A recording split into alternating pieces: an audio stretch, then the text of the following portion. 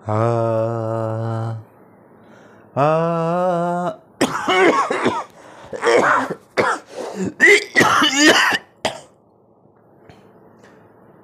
বৌদি, দাদা, তোমরা এসছো?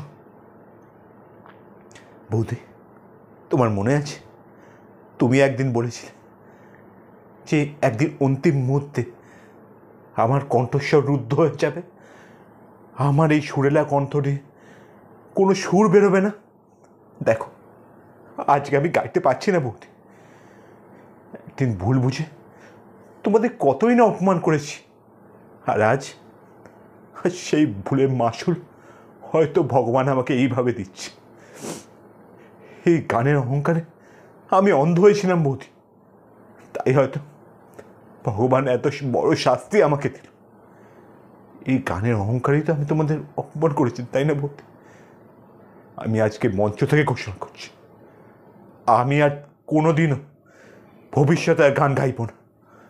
এক্ষুনি আমি এই মঞ্চ থেকে নেমে যাচ্ছি।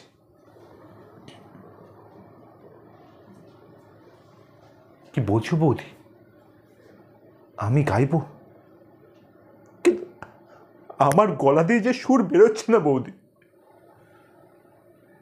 বেশ, তুমি যখন বলছো গাইছি তাহলে।